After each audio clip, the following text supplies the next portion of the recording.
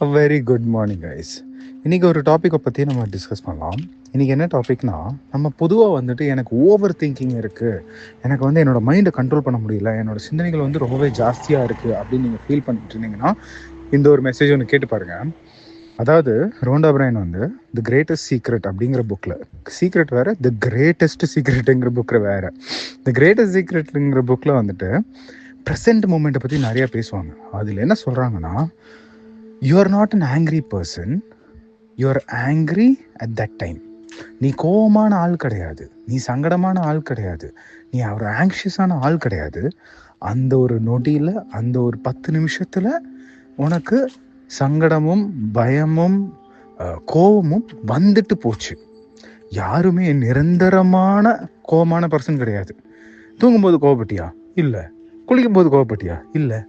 வண்டி ஓட்டும் போது இல்லை. இப்போ அப்போ இந்த ஒரு சிச்சுவேஷனில் இந்த ஒரு 10 நிமிஷத்தில் கோவப்பட்டிருக்கேன். கரெக்ட். ஆனால் நம்ம எப்படி நம்மளை சொல்லுவோம், நான் கோவமானவன், நான் வந்து எப்பவுமே சங்கடத்தில் இருப்பேன், எனக்கு எப்பவுமே கன்ஃபியூஷன் இருக்கு, எப்பவுமே வா. அப்போ அந்த கொஸ்டின் எப்பவுமே வா is wrong. Like you have to understand that அந்த கோவம் வந்துட்டு போகுது.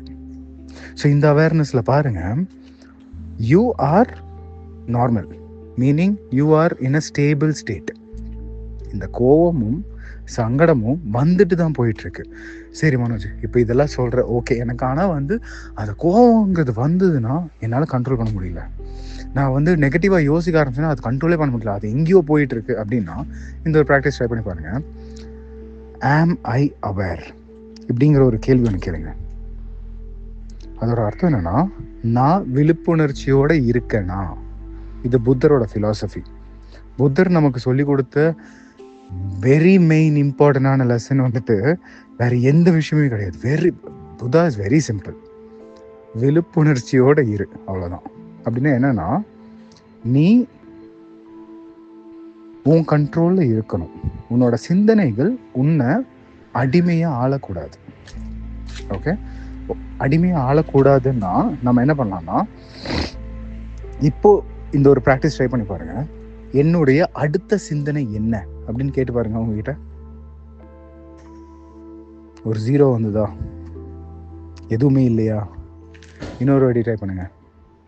என்னுடைய அடுத்த சிந்தனை என்ன? மறுபடியும் ஒரு 0 வந்ததா? என்ன நடக்குது தெரியுமா? நீங்க அவேரா இருக்கீங்க. நீங்கள் அவேராக இருக்கும்போது உங்களோட சிந்தனைகள் உங்களை கண்ட்ரோல் பண்ண முடியாது. ஸோ நெக்ஸ்ட் டைம் நீங்கள் கோவப்படுறீங்களோ இல்லை ஏதாவது ஒரு எமோஷன் உங்களுக்கு ஜாஸ்தியாக ஓவர் ரூல் பண்ண வந்ததுன்னா, you can just ask this question, ஆம் ஐ அவேர்?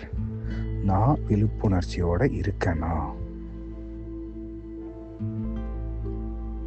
இப்படி நீங்கள் கேட்ட உடனே பயம் செப்பரேட்டாக போயிடுச்சு, ஆர் எனி அதர் எமோஷன் செப்பரேட்டாக போயிடுச்சு. நீங்கள் யூ ஆர் செப்பரேட். நான் என்னுடைய எமோஷன்ஸ் கிடையாது. இதை நான் சொல்லி புரியற வைக்கிறத விட இந்த ஒரு கொஸ்டின் கேட்டு பார்த்தோடனே உங்களுக்கு புரிஞ்சதில்ல. ஆம் ஐ aware?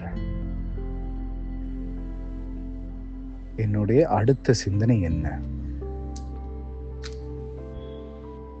பியூட்டிஃபுல்ல? Try this today more often. You'll get that. அந்த ஒரு சில பேத்துக்கு ஒரு 5 seconds ஒரு அமைதி கிடைக்கும், இல்லாட்டி சில பேத்துக்கு ஒரு 1 minute கூட அமைதி கிடைக்கும். அதை கொஞ்சமாக எக்ஸ்பேண்ட் பண்ணால் that is called as meditation.